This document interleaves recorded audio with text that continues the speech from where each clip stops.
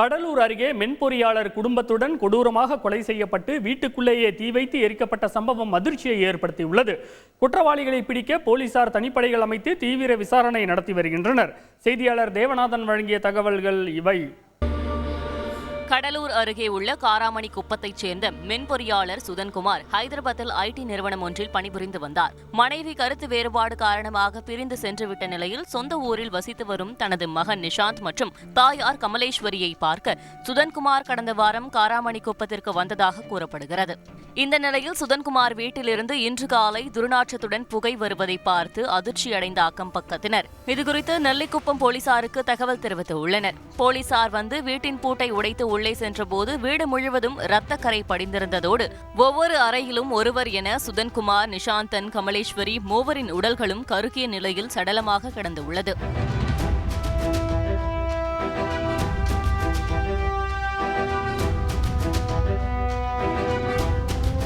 இந்த சம்பவம் பெரும் பரபரப்பை ஏற்படுத்திய நிலையில் கடலூர் மாவட்ட காவல் கண்காணிப்பாளர் ராஜாராமன் நேரில் ஆய்வு செய்து விசாரணை மேற்கொண்டார். மேலும் தடய அறிவியல் துறையினர், கைரேகை நிபுணர்கள் வரவழைக்கப்பட்டு மோப்ப நாய் உதவியுடன் போலீசார் விசாரணை மேற்கொண்டனர்.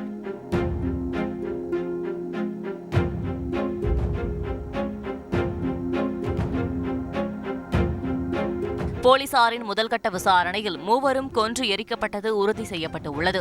இந்த சம்பவம் குறித்து சுதன்குமார் வீட்டு பணிப்பெண் ராதா, லியாஹத் அலி உறவினர் ராகேஷ் கூறுகையில், நான் இன்னைக்கு திங்கக்கிழமை அவங்க வந்துட்டு இருப்பாங்க, புள்ள பள்ளியிடம் அனுப்பிட்டு வந்துட்டு இருப்பாங்க. நான் யதார்த்தமாக இன்னைக்கு வேலைக்கு வந்தாங்க ஜனங்க நிற்கிறாங்க.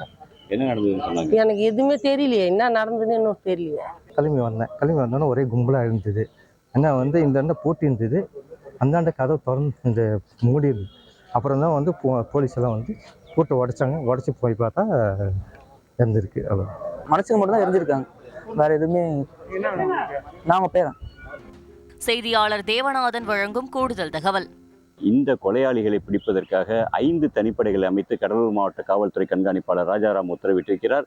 இந்த 5 தனிப்படையினரும் பல்வேறு கோணங்களில் விசாரணை மேற்கொண்டுட்டு இருக்காங்க. அதாவது இறந்தவர்களுடைய செல்போனை ஒரு டீம் வச்சு அதன் மூலம் அவங்க விசாரணை மேற்கொண்டுட்டு இருக்காங்க. மேலும் இந்த பகுதியில் சுற்றி இருக்கிற சிசிடிவி கேமராக்களை கைப்பற்றி ஒரு டீமானது விசாரணை மேற்கொண்டுட்டு இருக்காங்க. மற்றொரு டீம் பார்த்தோம் அப்படின்னா அவருடைய உறவினர்கிட்ட விசாரணை மேற்கொண்டுட்டு இருக்காங்க. இந்த விசாரணையின் அடிப்படையில் தான் இந்த கொலையை செய்தவர்கள் யார் என்பது தெரிய வரும் என்பது காவல்துறையின் கருத்தாக உள்ளது. ரஞ்சித், கூடுதல் விவரங்களுக்கு நன்றி தேவநாதன். உடனுக்குடன் தெரிந்து கொள்ள உடனே சப்ஸ்கிரைப் பண்ணுங்க.